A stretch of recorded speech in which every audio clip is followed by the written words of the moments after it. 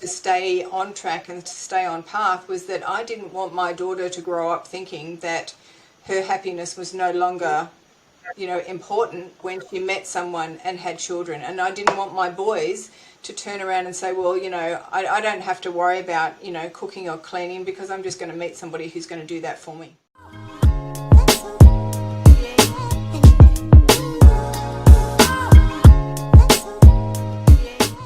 Hello, everyone, and welcome to another episode of Radiant Women. I am so excited for my next guest. Her name is Tanya, and she's an accountability and self-empowerment mama coach. She's a life coach for working moms who struggle to make time for themselves, supporting women to create space in their busy lives to do the things they love without the mom guilt and still be present mamas. Now, for me, I feel like I need this episode extra today, so this is absolutely brilliant timing. And I think a lot of people will need to hear this as well. So, Tanya, welcome. Thank you so much for having me. I'm really excited to be here, Anya. Thank you. Tell me about, I guess, what you do and how do you help mamas, and how did you even get into it? Okay, so we'll start from the beginning. My husband and I met when we were 18. So we've been together for 33 years. We've been married for 26 years. So we've been together for a very long time. And right from the beginning, I didn't have any huge lofty goals, career goals, or likewise. I just wanted to get married and have kids and have a job. And one of the first, and I'll acknowledge it as a mistake, one of the first mistakes I made was to make my husband's happiness my only priority. And Yep. with the belief that, it was going to be a two-way street and he was going to be responsible for my happiness. So, of course, that's not the way it works. And then kids come along. We've got three gorgeous children, adults, most of them are adults now. And then their happiness became my only priority as well. So as time got on, I just became less and less of a priority to everybody, including myself. So having spoken to so many mums sitting on the sidelines of my kids' sport, it was obvious that, they were in the same situation as me. They had dreams and goals that they wanted to achieve, but they were using their children and their partners as a reason not to do that. And Yep. my heart really broke for them. It was a really strange situation for me because I couldn't recognize that I was in the same situation as they were, because I was starting to realize, no, hang on, I want more than this. Like, on the outside, everything looked beautiful and peachy and rosy. I had the husband and the three kids and the dog and the job and the house, but on the inside I was absolutely miserable. Absolutely miserable. And so that was sort of part of the turning point for me, I think. And it got to a stage where I really resented my husband for not making my happiness a priority like I was making his, and for not setting that example for our children. And it wasn't until I engaged a life coach of my own who sort of basically sat me down and said, you do realize you chose this. You chose to make his happiness your priority. At no point did he say to you, this is going to be your responsibility moving forward. And when I had that moment, that realization that I had chosen this path, I felt like a weight had lifted off my shoulders, because I thought, he's not the, horrible asshole that I thought he was. Like, this was my doing, which means I now have the power to change it all. Like, I can make different choices. And so that was really what got me onto the life coaching path. And so what I really work on with women now is to help them to give themselves permission to do the things that they want, to create the life, like do life the way they want to do life, and to reassess where they are on that to-do list that they have either in their head or up on the wall, and start putting themselves a little bit closer to the top and scheduling time into the weekly calendar for themselves. And also having the communications with their family, with their partner, to sort of say, well, your needs are important and I want you guys to be happy, but my needs are just as important as yours. And I think there's a bit of a stigma out there. There's definitely a lot of mum guilt because we feel that we should be sacrificing ourselves for our family. And I've definitely, done all that. But I think my mission at the moment is to educate women that you can do both. It doesn't mean like putting time and energy into yourself doesn't mean that your family no longer matter. And it doesn't mean they have to suffer.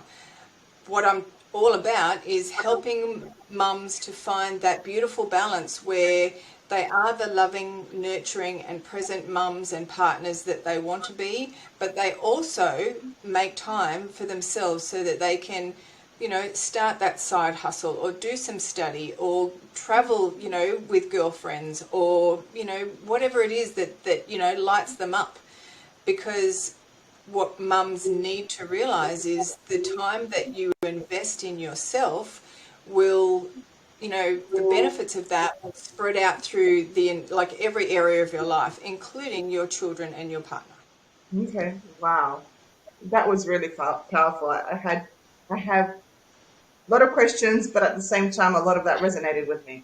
So, you said, you made it, and I certainly see it a lot as well, and I see it in myself at times, that you made your husband and your children a priority. Why do you? Because how long, if you don't mind me asking, how long, while you guys were together, did you have children?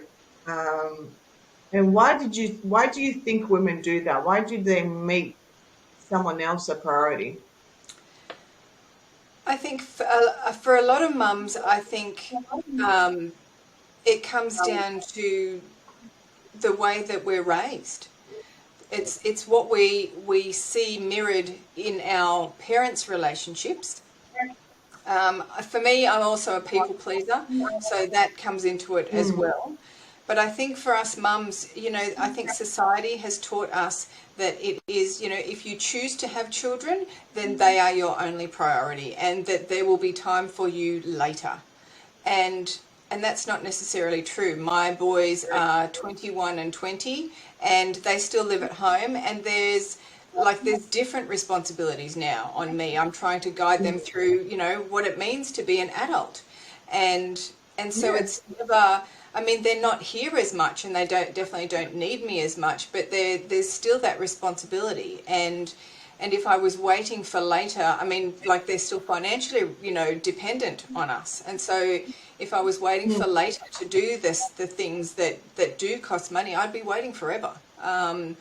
So I think that's where that kind of behavior comes from. And for me, it started right from, when we first met when I was 18, and it went through till I was in my 40s.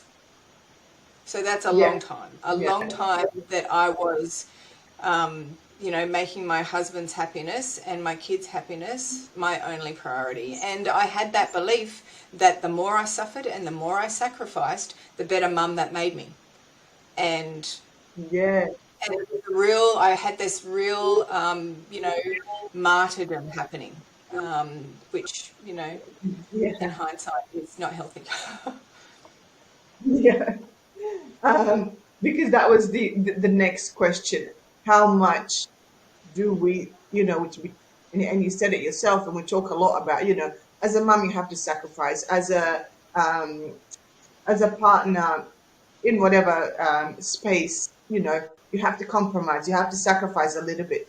But where does the sacrifice end? Or because a lot of us, we take that word, and it's a very strong word, sacrifice, Yeah. and then we take it on board and we take it personal, and we're like, well, let me sacrifice everything because Yeah. obviously I want people in my life to be happy, and I think I'm responsible for their happiness.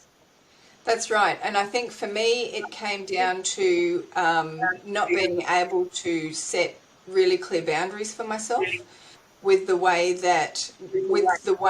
I spent my time and the behavior that I tolerated. And I think for me, the way that people treat you is a direct reflection on the way you treat yourself.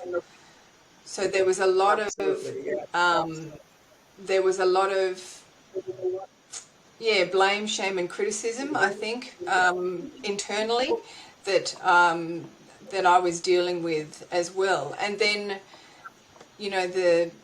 the other side of the coin then is that when you do start to set those boundaries, it feels so uncomfortable. It's uncomfortable for you because you haven't done it for a while, and it's definitely uncomfortable for your family because you're now starting to tell them no, and they haven't heard that from you ever. So I think the setting of boundaries and that having that really strong sense of self-worth and self-belief is sort of part of the process of getting through that mum guilt, and definitely sort of constantly reminding yourself that you're not doing the wrong thing, that you are worth this effort, and your needs are as important as everyone else's, and convincing yourself of that when your family is also mirroring your doubts back at you is a Yeah. tough slog at the very beginning. Yeah, I can imagine.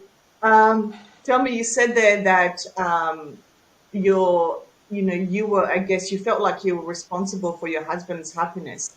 Um, do you feel like you brought that to him, or do you, I guess, because if we're all responsible for our own happiness, because a lot of times we do get stuck on that. Of course, when our children are little, I have a toddler, so of course she's going to rely on me a lot more, you know. But as time goes on, I'm also trying to make her independent and make her realize if you're angry, that's on you, kind of thing, And if you feel whatever it is you're feeling, it's yours, and same thing for me.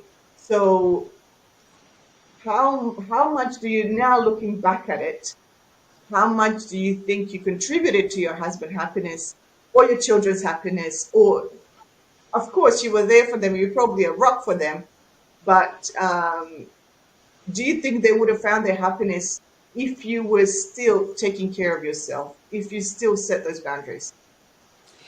Look, absolutely. I think the situation that I was in with my husband was the word extreme comes to mind, but to give you an example, like if we were sitting in a restaurant and we were having dinner together and he didn't like his meal, he would get cranky and he would complain to me, and I would just give him his food, give him my food.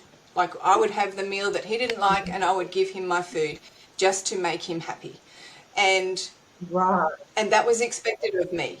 That was expected of me because he didn't get angry at the restaurant and say, look, like this isn't what I asked for, or this I'm not enjoying, like whatever. It was me that he was directing that Right. emotion to.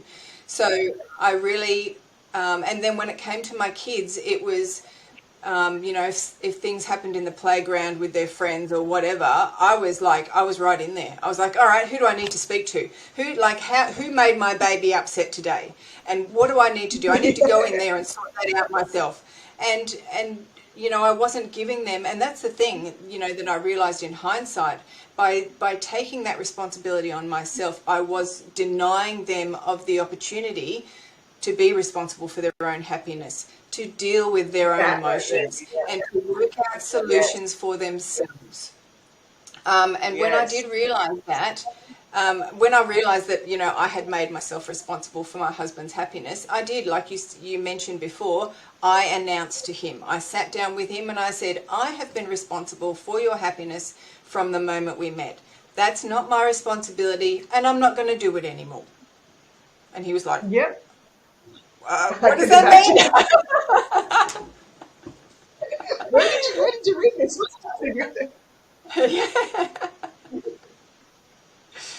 No more I can personal imagine. development for you. That's it. You cut off. Yeah, that's it. That's it.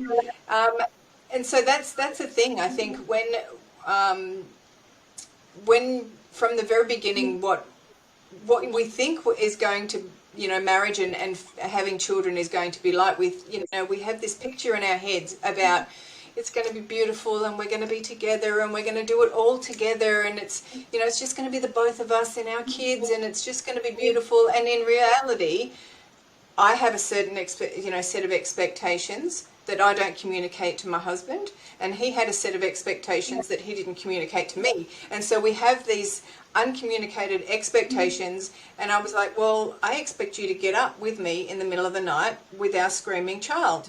And he's like, well, I expect you to do all that by yourself because I'm going to work the next day. And so, Yeah. you know, so it just gets to that. And because I was, you know, so responsible for his happiness, I just struggled through all that by myself, and I was miserable and I was unhappy. And, you know, I'd say, I want you to help me. And he's like, no, I'm tired. I've got to get up the next day for work. And I'm like, yes, but I've got him, like, I've got my son 24/7, and he used to scream all night. And so it's, I think, the communication right at the beginning, because we just have these assumptions that we are both on the same page. And more often than not, we're not on the same page. Yeah. And oftentimes, we not even, I don't know about you, but I know certainly about myself.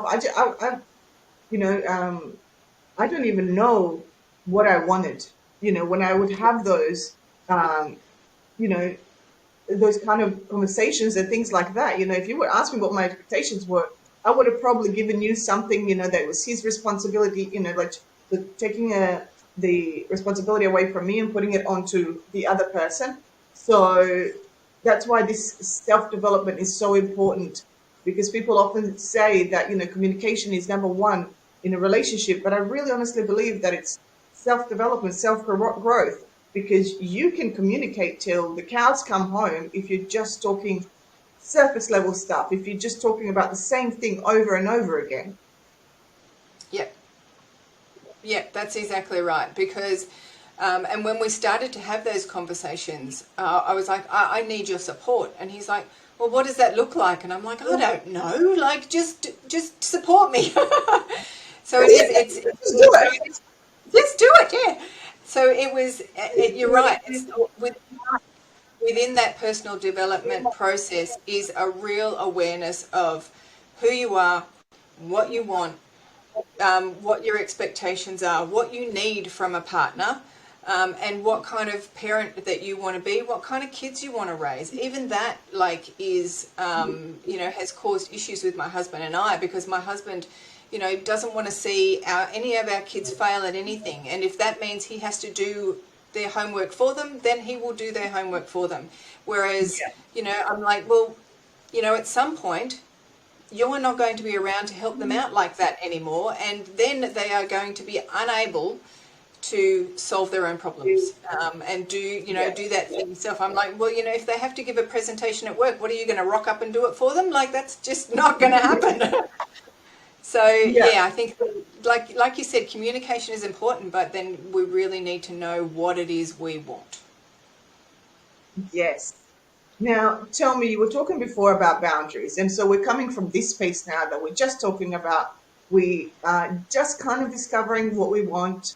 We are, you know, we lived one way with our family for majority of our life, and so they don't know this side of us, and you know, they're not aware. So, how do we set that boundary when everything is just messy and raw, and you know? We've never done it before. Chances are we've never done it before in our life, let alone with Yeah. family. Yeah, yeah. So with me, it was, again, like working out exactly what it was that I wanted for myself. And like I mentioned, you know, at the beginning, like I really didn't have any huge goals. Like I didn't really, you know, I wasn't that adventurous, didn't really want to do, you know, anything exciting. But as I got to my 40s, I was like, no, hang on a minute. I want braces because my teeth are crooked, and I'd like, you know, to do further, like to get my coaching qualifications, I need to do study. And I want to go over to Italy with my girlfriend for 3 weeks by myself, like no kids, no husband. And to, you know, to actually ask for that stuff was extremely scary, and to be taking back, you know, time and releasing responsibility is really tough. And so when it comes to boundaries, you know, you need to start small. because you're not used to doing them, and they're not used to having to, abide by them and honor Yeah. those. So it's really, and also be conscious that, nothing is set in stone. Like if it's not working, you can shift and you can change. But it's definitely about that gentle communication that, look, from now on, this is not going to be my responsibility. This is something that you need to do for yourself. I will be here to support you, but you need to be able to do this on your own. And for me, it was like, there's a certain, even with the sort of the housework and that sort of stuff, like it was the assumption that I would do it all, even though I was working full time. And I'm like, well, I know you hate doing the housework. I hate doing the housework too. So we either get somebody to do it for us and we hire a cleaner, or we share the responsibility. And sort of communicating that in a way that sort of, expresses the way you're feeling and what it is that you need.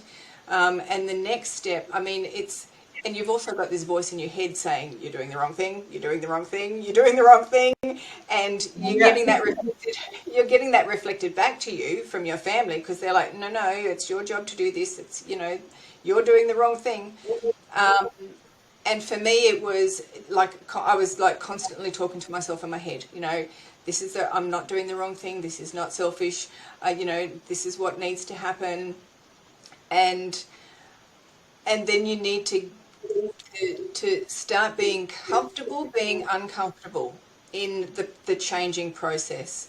And so when, for example, with the house cleaning, when I was asking my husband to support me, I had to be comfortable with the way he did it. And despite the fact that I was not happy with the way he did it, I had to be comfortable with the way he did it. Because if I complained, it'd be like, well, if you don't like the way I do it, you do it yourself. So you need to be, you need to, flexible and tolerant, and just sort of let that process, find its own way. But the other thing you also need to do is be okay with it not getting done. So when it came to the housework, if I said to him, look, can you vacuum the house, or can you, I'll vacuum, you mop, or whatever. If it didn't get done, I needed to be okay with it not being done, and not do it myself, because that is it's not an intentional trap by our partners most of the time, but that's the trap we fall into. It's like, well, that didn't get done, so that means I have to do it. It's like, no, you can choose to do it, or you can choose to leave it. And, if they become unhappy with the state of the house, then they can do something about it. So it's definitely, look, in all honesty, the setting boundary process for me came from a place of anger, because I was resentful of my family for the amount of time and energy I sacrificed for them and got nothing in return. So for me, that was my energy source, was the anger. And that's not always the case with other women. And I wouldn't recommend you getting the shits with your family just to get stuff done, just to set boundaries. But but it's definitely, you need to find that emotion to keep you going, to keep you, on that path. Because a lot of the time, as soon as we feel that resistance, either within or from outside, we back down. And I think that's all we want to avoid the confrontation of asking for what we want, that we just back down and we stay stuck. So like the setting boundaries part is definitely, trial and error, and it's you really need that courage to ask for what you haven't asked for before, and know in your heart that you're not being unreasonable. It's not like you're saying, I'm more important than anyone else now, and you guys all have to, go without. It's time for me too. We are all important to each other. Right. Okay. So, you kind of touched on it there, where you were saying in terms of, I guess, the naysayers. So, of course, you would have your, people in your life who you're setting boundaries with that may push back because they are not sure, what's this new mum? How do I handle this now? And Yeah. that's understandable. And what you said, sort of giving them time and giving them space to allow them to adjust, is important, Yeah. because you didn't wake up and just thought about this. You've been thinking about this for a while, and you've been adjusting to it for a while. So Yeah. allow them the same. But and sometimes we do have people outside of the family. So let's say like parents or friends or something, something like that, or just society in themselves, where they are saying, so it may be like a mum or something, you shouldn't do that to your husband. If you wanted to keep your husband, you should do this for him. Yeah. So you have the actual family pushing back, you have your way of wanting to do things, and then you have someone from the outside influencing you still. Yeah. How do we navigate through that? It's really difficult, especially because for me, I think in the beginning, the sacrifice and the suffering, I part of that was to prove not just to like my husband, but to outside family members that I could do this, that I could be the great mum. So there is that stigma there, and that habit, that pattern. Um, but essentially,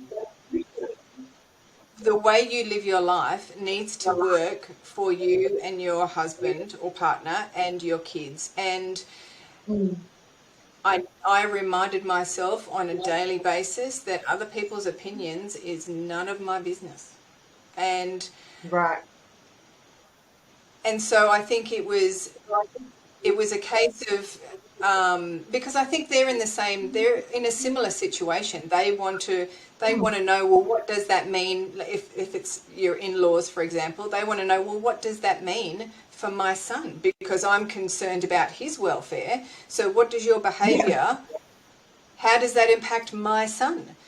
But Mm, at the end of the day, like, you know, it's your partner's um, it's his choice how he reacts to you setting the boundaries, and that's usually where the resistance comes from. Is that, well, what does this mean for me?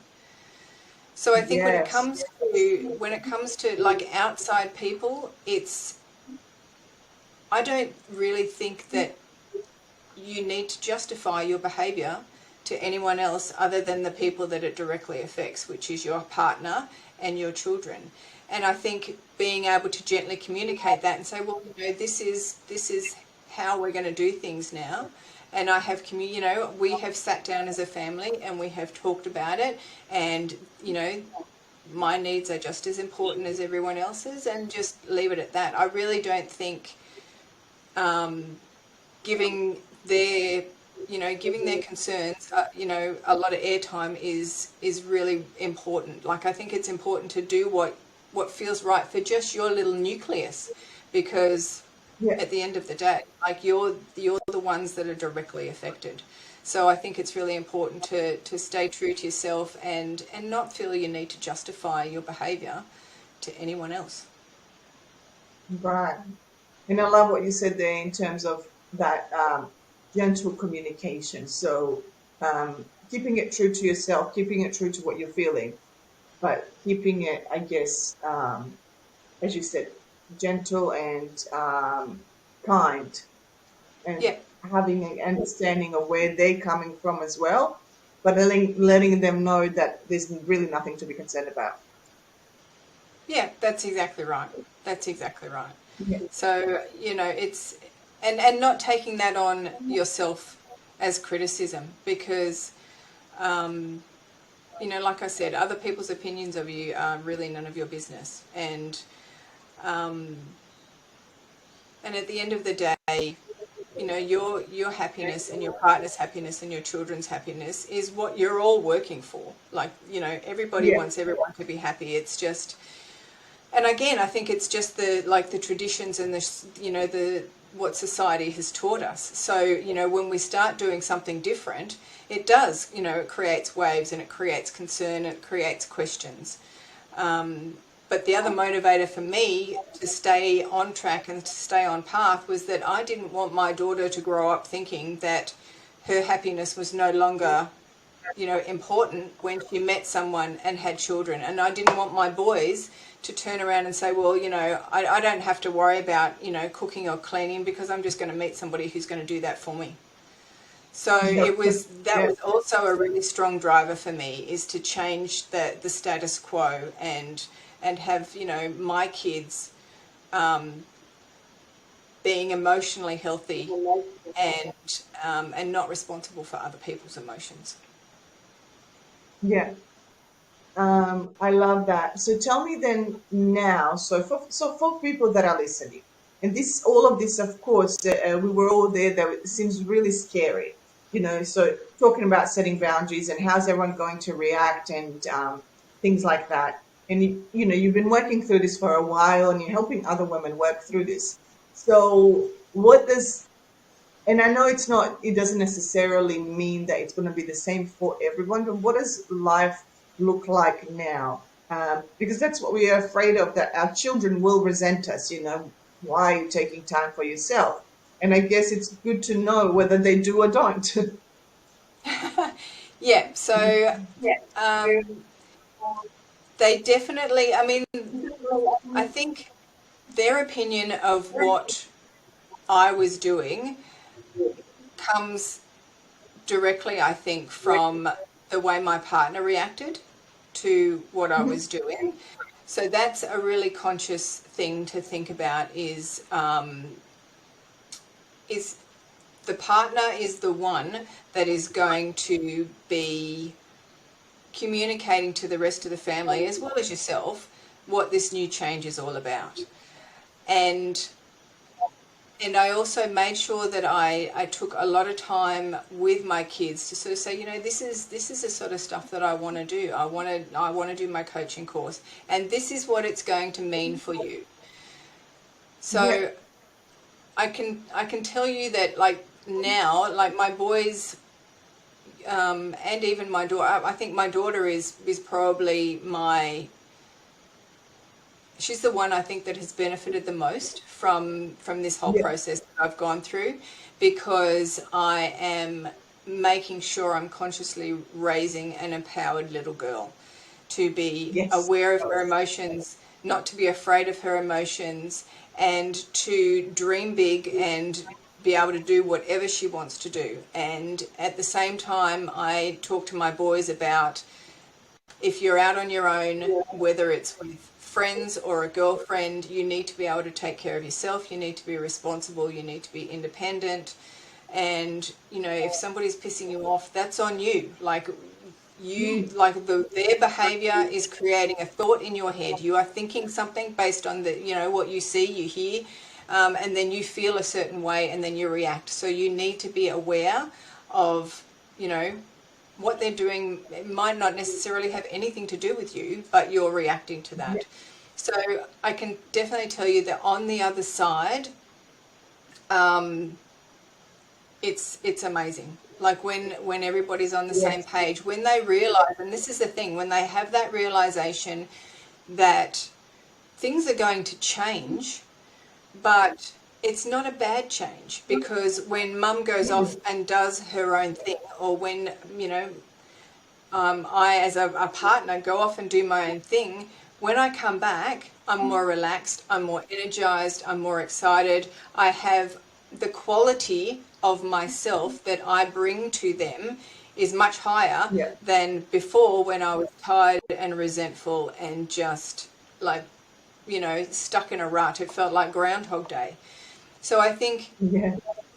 when you do persist and you come out the other side, um, as a family unit, you are more aware of each other, I think, because I think, to a certain extent, we can grow up in this protected cocoon, especially when we're kids, because, our parents just invest everything in us. And we, Yeah. the world revolves around us for, a certain period of time when we're little.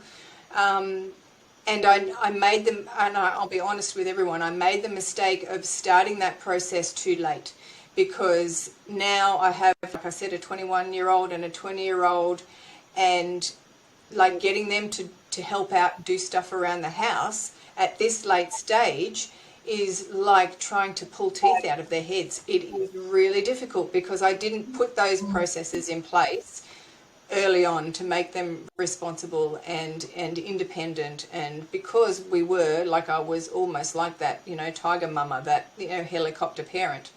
Yeah.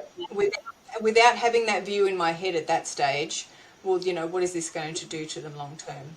So when you persist with the boundaries and you keep reminding yourself and them that this is going to work out. It doesn't mean they're going to get any less. It's just quantity versus quality, really. Like, they might have less quantity of me, but the quality will be much higher because I've done something outside of them that absolutely lights me up and energizes me. And so when I'm back with the family doing the family thing, I am like 100% present. Yes, I love that. So then you are not putting the responsibility, on them, or your time together with them to energize you or anything. You're like, I feel great and I'm ready to give you the time and attention that you need, and to help you grow. So tell Absolutely. me then, what does self, because we hear this often, and we hear a lot of, so much about self-care. But what is it actually? What does it look like? And what is it? Because I think that, and I've heard people actually say this, that, they refer to it as selfish time, which to me is crazy. Um, but at the same time, they have this idea that it's, hours and hours every day. And that, and of course they're like, I don't have time for that. So tell me, I guess, what does your self-care look like? And, what do you advise other women when it comes to self-care, and if they don't know where to start? They've tried the hairdresser, they've tried the nails, and they're like, it feels great for 5 minutes, but it doesn't make me Yeah. happy. Yeah. Okay. So I think initially self-care is looks different for every person, and it's a lot of trial and error to find what works for you. But for me, self-care is definitely, it starts with emotional awareness, like, how am I feeling? Mhm. Why am I feeling this way? And let's just process that rather than trying to shove it down and get on with the next thing that I've got to do. I spend a lot of time sitting with myself about, okay, so I'm feeling a bit angry about that, or I'm feeling frustrated, or I'm feeling, a bit down, a bit sad. Just really, and for me, anger was what showed up for me a lot. Like, I was angry all the time. Like, before I started really focusing on my personal development, I was angry all the time. Like, people would cut me off in the traffic, and I'd be that crazy person that'd be yelling out the window, with all the finger signs, finger signals, and all the foul language and all that sort of stuff. So I was angry all the time, and that was the beginning for me. It was sort of like, oh, I am so furious, like, and okay, so that them cutting in front of me shows for me a lack of integrity. That's one of my highest values, if not my highest. But if I stew on that, if I am sitting here fuming in the traffic, that person in front of me doesn't give a care in the world whether I'm angry or not. Yeah. So what I'm doing is I'm poisoning my own system and ruining my own day by focusing on that and not being able to let it go. So for me, the very first step is the emotional awareness. Like, how am I feeling? Like, whether you're into journaling, and I would suggest that you try it all. Like, try a bit of everything. Like, try some journaling, writing down, today I was really frustrated when such and such did this, and I'm not sure why. Like, and just really process why you're feeling that emotion and be able to let it go. Just you need Yeah. to be able to let that stuff go, because as we touched on before, our emotions are our own responsibility, and we feel them unconsciously, but we have that conscious choice to not feel that way. When we become emotionally aware, then we can start making the choice about how we feel about the way certain people react and act towards us. So the emotional awareness is the first thing. For me, meditation is a non-negotiable. I meditate for 10 minutes every day. And meditation is different for different people. Some people, like me, I sit there and I'll listen to some nice music and I'll hold my crystals, and I'll do that for 10-15 minutes every morning. But other people, they don't get into that. But there are different forms of meditation. Even washing the dishes and being solely focused on that task is a form of meditation. Meditation itself is just being present in the present moment. So you can find those moments several times throughout your day where you are just engrossed in one task, and that is all you are focused on. That in itself is mindfulness and a form of meditation. I use essential oils every day.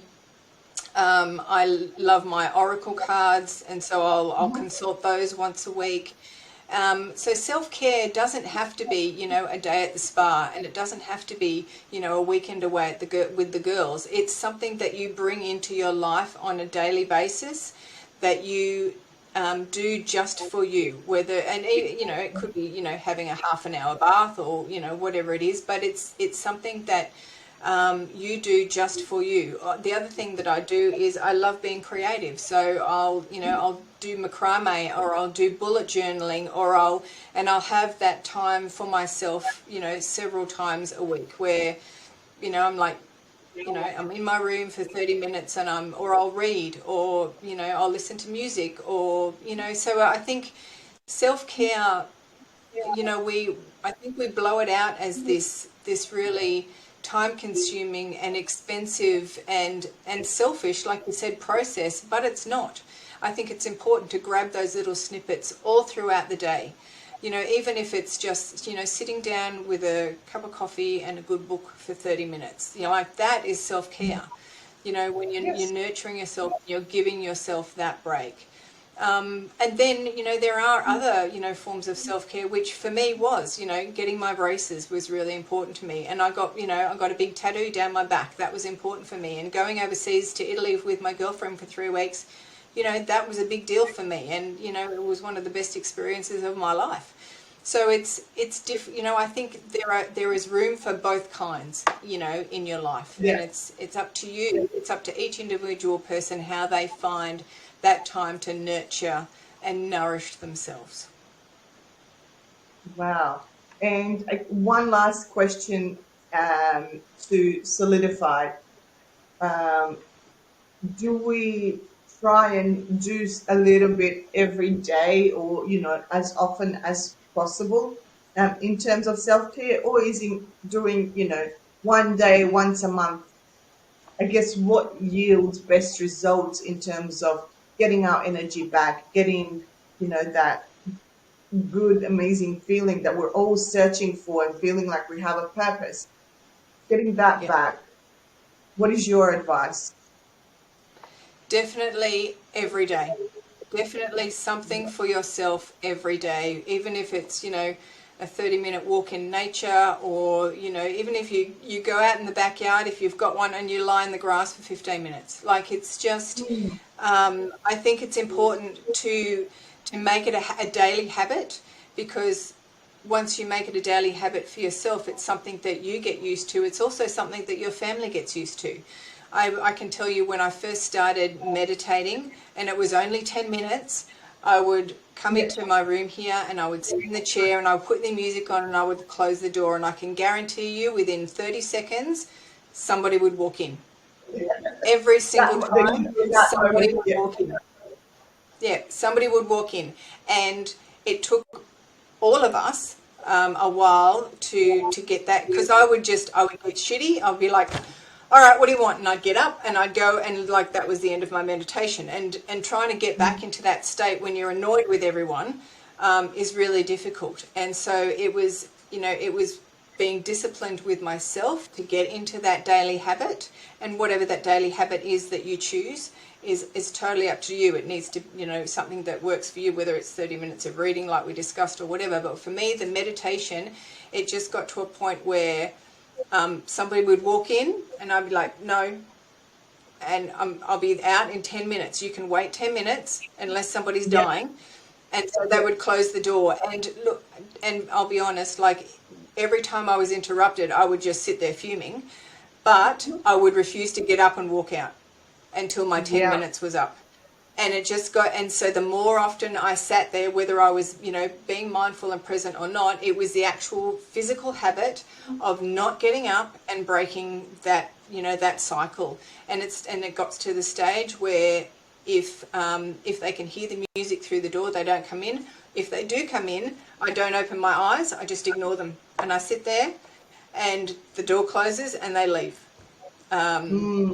So it's definitely, it's a habit that you need to get into. And it's a habit that you need to teach yourself just as much as you teach your family. But it's definitely, I would highly recommend doing something daily, a few times a day. People sort of say, oh, I don't have time for meditation. I'm like, if you're sitting there scrolling on your Instagram, looking at reels for 20 minutes a day, you've got time for mindfulness.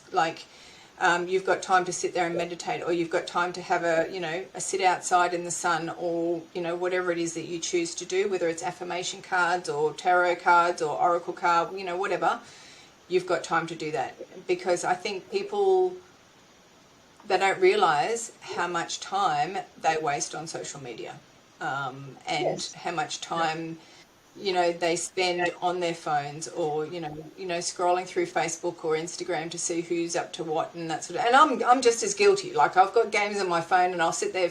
I find myself sitting there for an hour, and I'm like, what the hell am I doing? Like, I could be doing so much more with my time than sitting here playing Candy Crush or whatever it is. But it's that awareness. It's like, oh, hang on, like I could be doing something else. I could be being more mindful, being more present. So yeah, definitely a daily practice I would recommend. Wow. Thank you so much. This was an amazing talk, and I love there's so many gems there. Tell us, if people want to know more about you, we'll obviously link your social media in descriptions wherever it is you're listening to this. But where can they learn more? And you're going to tell us how you can help others. So what do you do, and actually how do you work with clients? Okay, so yeah, I've got a website which is tanyamurraycoaching.com, and I'm on Instagram and Facebook.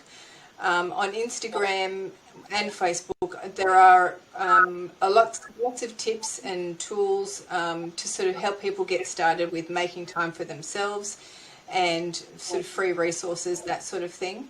The way I work with people at the moment is purely one-on-one. So I have either a 3-month or a 6-month program, depending on, what it is that you're after and what it is that you want for yourself. The 3-month program is just with me, but with the 6-month program, I've actually collaborated with a frequency healer and astrologer, and also a sound healer, and so sessions with them are also included in the 6-month package, which is it's an absolutely phenomenal package. So if people are interested in working with me, they're the 2 packages that I've got going at the moment. And if you need, even like a lot of the time, like you said before, us mamas really don't know what we want. So even if it's you need to have a chat to sort of gain some clarity about what it is that you want just for yourself, I have a free 30-minute chat available that you can book through Instagram or on my website. So if anybody wants to have a chat and gain a bit of clarity, they're more than welcome to reach out to me. Wow, definitely. So we will link Tanya's website and her social media in the description, so you can jump on there and you can just, soak it all up. Thank you so Yeah, much for for coming on. That was so good. I loved the conversation, and I loved so much stuff we explored there, and